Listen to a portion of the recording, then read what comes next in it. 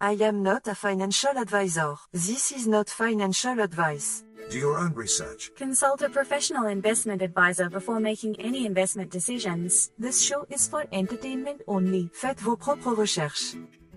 Here we are in another episode of the Simple Success Podcast. And this is financial life coaching from a happiness perspective.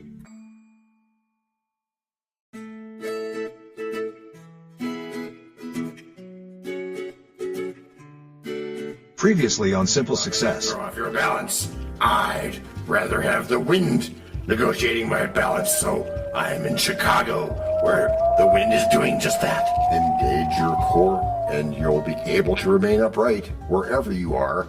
Like Cincinnati. And now, just like with a previously on thing on TV, we take you directly to this week's episode. Anything is possible. Welcome to episode 271 of our Simple Success Podcast, where we boldly discuss the thrilling topic of... In this production, called Routine Explained with John Brandy, wait, are you reading my lines? WTF. Beats him. For all he knows, you could be boiling an exquisite Simple Success cheesecake. Could be. Or perhaps our thrilling topic today just involves doing the same useful things every day. Same old, you know? What is all this brouhaha? I was promised space industry drama, not brushing my teeth on schedule. Promises need to be kept, TT, and keeping promises comes from scheduling. Routine is the infrastructure of success, you know. Infrastructure, schminfrastructure. You make my morning coffee sound like monetary policy. Soon I'll have my face stuck deep in the cup. In a way, it is. You allocate energy, you allocate attention, and you allocate time. Why not get something back? Easier said than done, since I am a contrarian.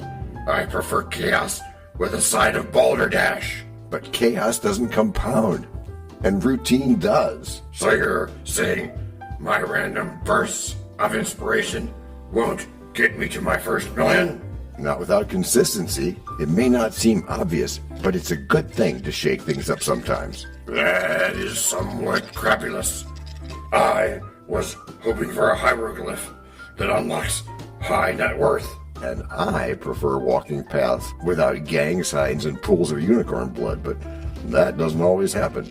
So wake up, move your body, and review your goals. Review my goals?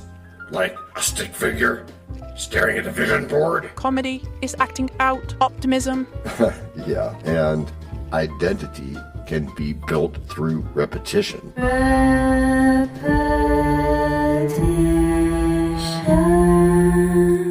I would like to play drums at 6 a.m. Does that count as routine or a gang sign to my neighbors? It counts as eviction risk, DT.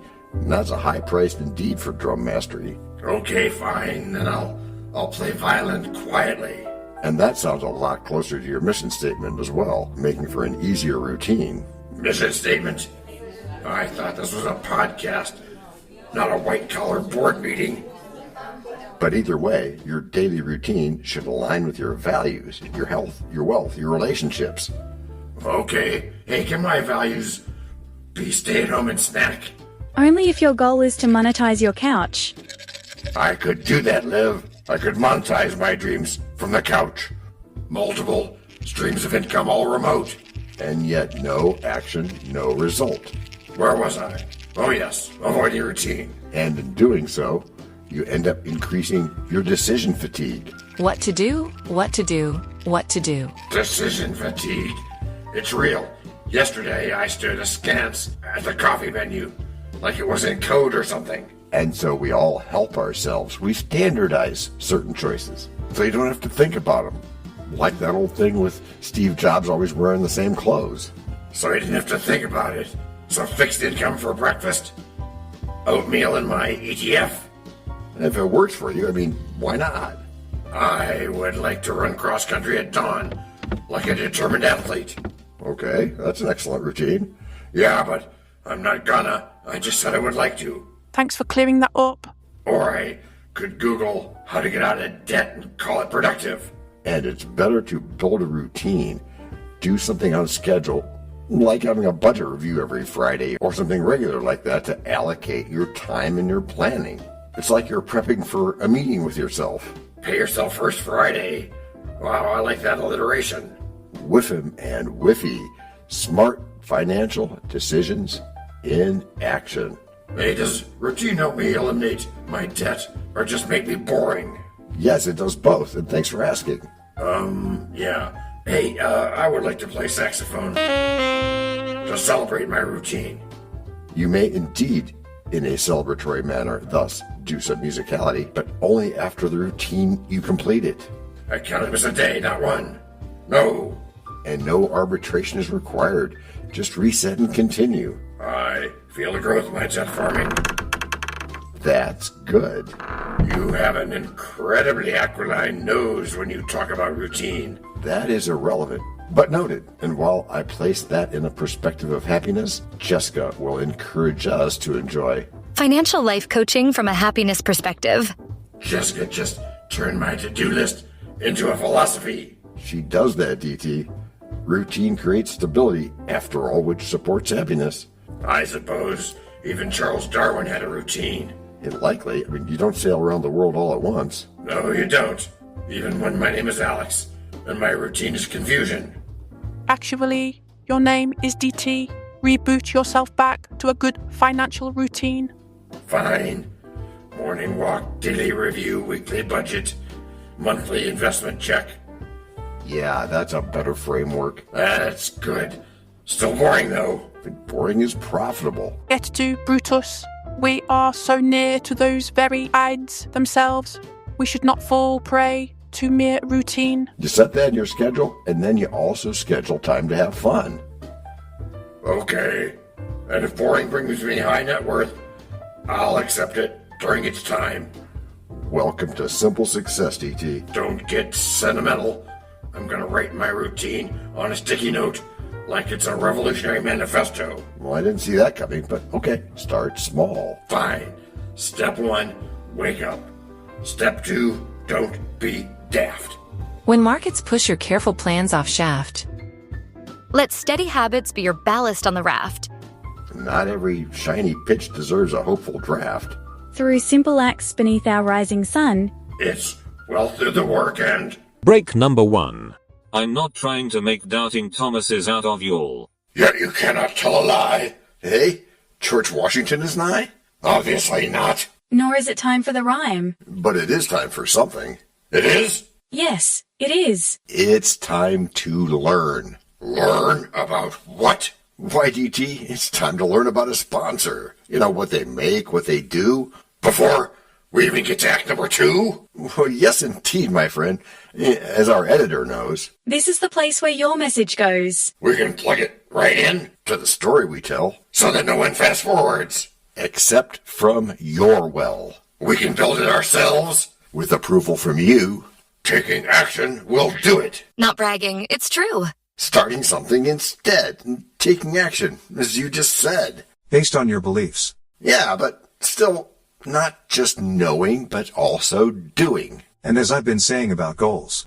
No, sorry. Getting what you want without limiting the rights of others. That's correct, Matthew. Or yucking their yum, as is said, but still it has to be... Based on your beliefs. Which are that all you need in this life is ignorance and confidence. Then success is sure. Yes. Welcome to Act 2 of our episode 271 routine explained with John Brandy, where we bravely admit that consistency is less glamorous than mashed potatoes. This podcast could exceed 8 or 9 hours if you keep talking about meal prep. And so it wouldn't be impossible for this podcast to exceed 8 or 9 hours. That's what you said, right? Yeah, but would that be legal? Probably not in several of our important municipalities. I'm entering a moral gray area just listening to you. Routine. Routine is how you avoid those moral gray areas in finance. The Financial Advice Podcast, where the answer is always no. Is that our new slogan? It is when someone suggests day trading super fast beef futures. Right, Stephen? Something about super fast beef does not sound like a sound investment. Exactly. And routine prevents that kind of impulse betting. If this be recency bias, let us make the most of it. Or lengthen your timeline. Hey, Steven, your call, dude. Lengthen your timeline. It always takes longer than you think it's going to take. That's Hofstadter's law. And even when you take the law into account, you're still surprised. I've heard this before. Steven, welcome back as our expert voice of calm in investing. Happy to provide cliches electronically, like this one. Routine is compound interest in disguise. There you go, feeding my ego. Don't you think I'm vain enough already? Steven's not feeding your ego. He's feeding your discipline. Daily investing habits outperform dramatic gestures.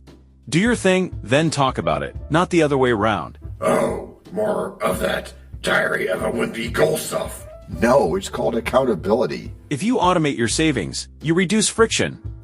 Automation sounds like a robot lady managing my allowance. And that is the point. Pay yourself first, then invest consistently.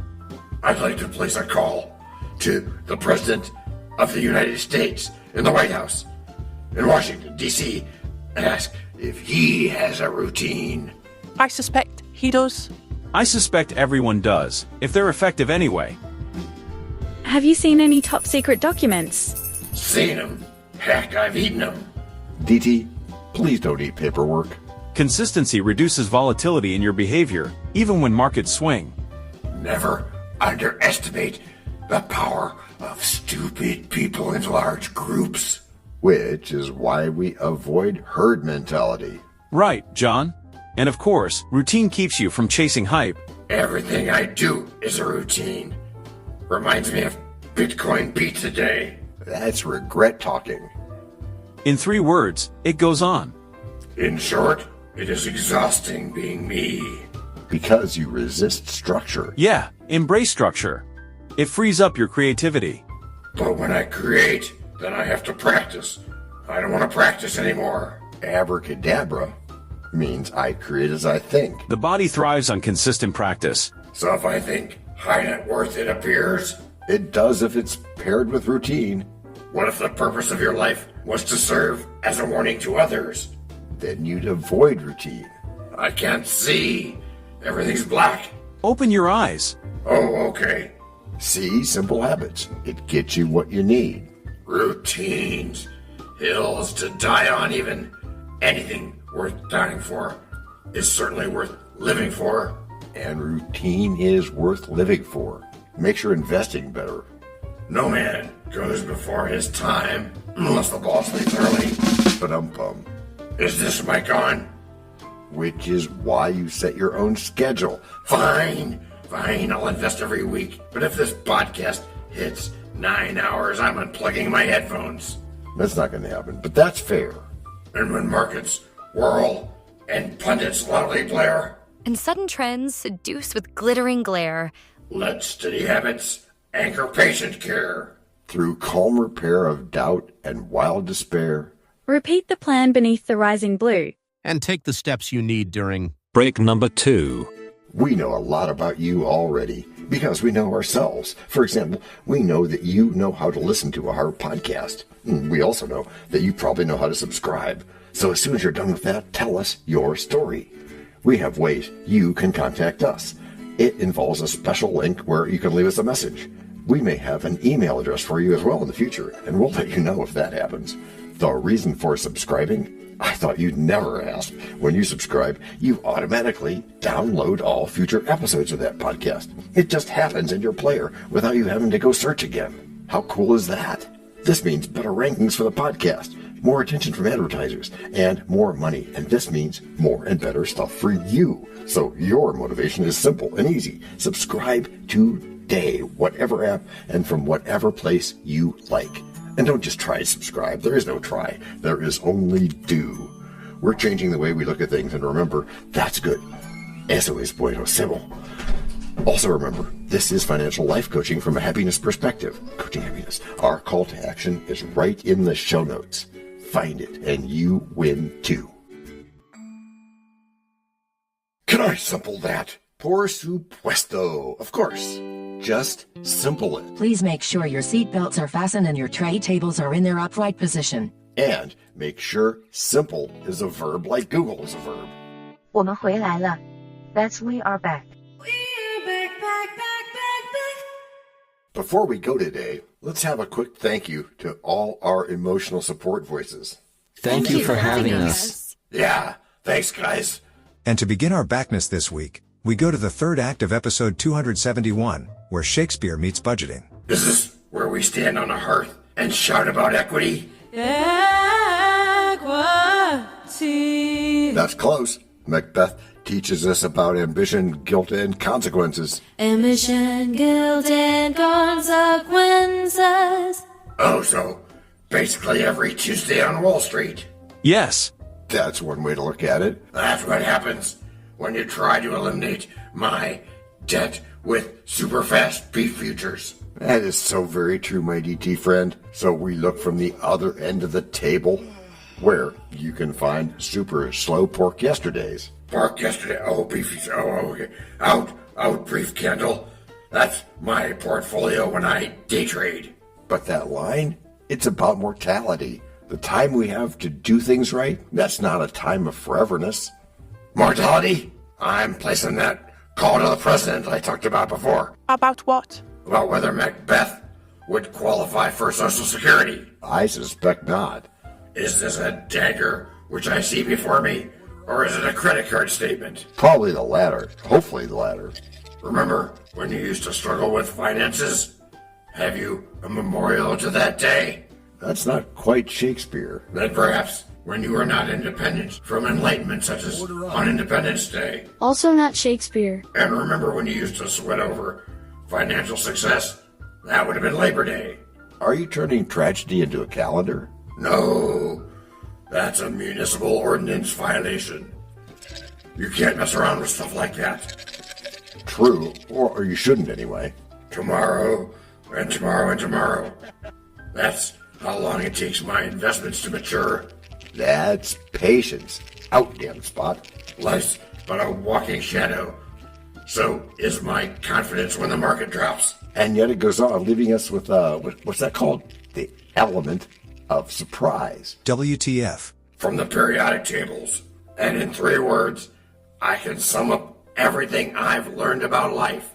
It goes on. Nicely quoted. And Stephen already said that. Hey, good catch. Hey, if I'm occasionally a little overdressed, I make up for it by being always immensely overeducated.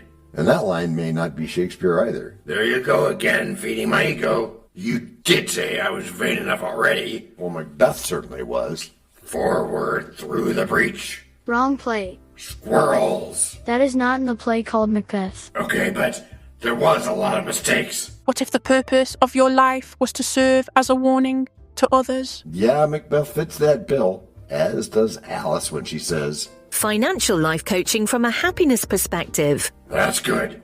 Much less blood on the carpet, and fewer strange voices in the dark. Including yours. In short, comedy is acting out optimism, right? Yeah, even in Macbeth. Fine, but next time, though, we do a play with less murder and more dividends. Okay, agreed. Which is how you've all gotten good. Gracias por escuchar. Salut. À la prochaine. No robots were harmed in the making of this podcast. No dogs were shot either. This podcast and our other podcast are productions of Little Red Hen Industries. You have been listening to Simple Success with John Brandy. And Rishi helps our hen bake the bread by giving credit to these great people. Techno King, John C. Brandy. That's me. Alter Ego, Doubting Thomas. And that's me. Fact Checker, Napoleon Bonaparte. Social Manager, Abraham Lincoln. Always on the internet's inner tubes whatever. Media Expert, Augustus Caesar. Psychologist, William James. Sound Designer, Les Paul. Thank you for inventing multitrack.